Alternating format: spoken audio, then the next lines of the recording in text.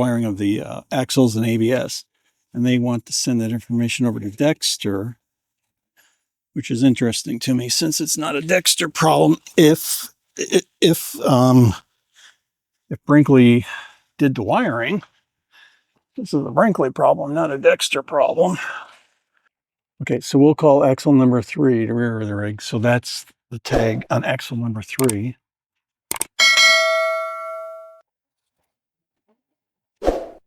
Getting the mats out so I can continue crawling on this gravel and not be in too much pain.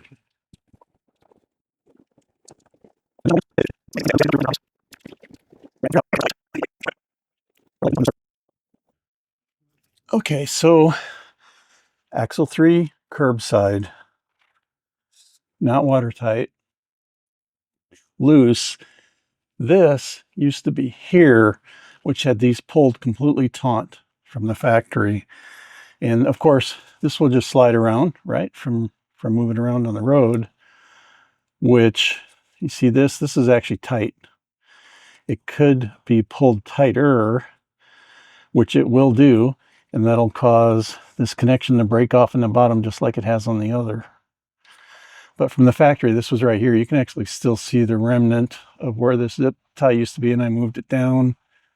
But this wiring just from the factory was all tight, right? So gave it some slack, so it wouldn't break right away, but it will break.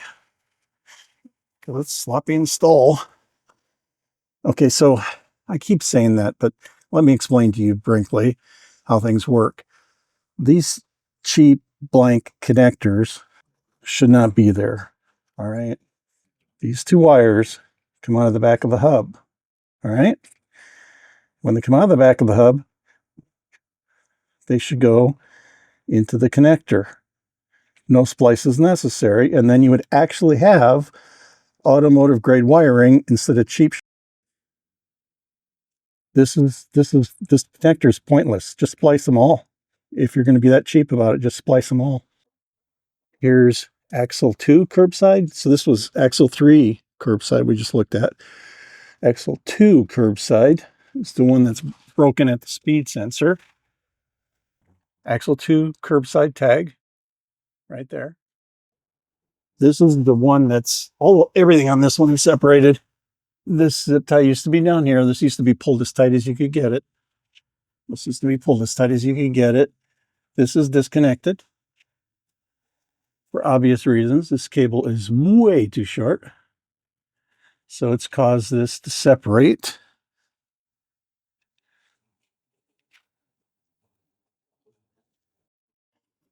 Now this one I have had to field repair before I kind of gave up on it. Just didn't care about the ABS anymore. Once again, these should be in the back of the plug, not just dangling there ready to rip off. That's curbside axle 2. Let's go to curbside axle 1. This is going to come, this probably won't last until I get to Brinkley in June. Insulation's broken, so that wiring is going to short. Axle 1 tag, street side. Tight, too tight, needs more slack. How do we look here?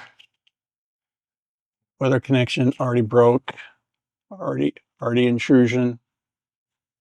Not good.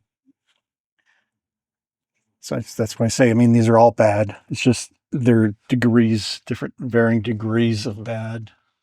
Boom. Now we're on axle 2, street side.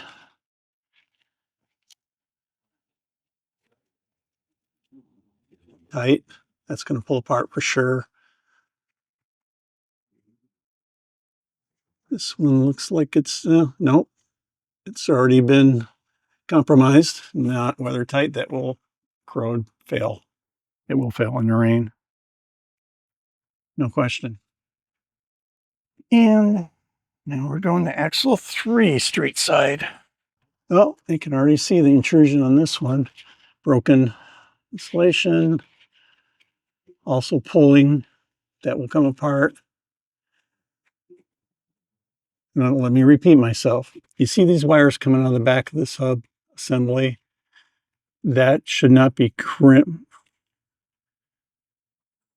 That should not be crimped. These wires coming out of the back of the assembly should go into the back of the plug, and the plug should plug in so you don't have all of these points of failure. This is not automotive grade wiring. This is cheap, lazy.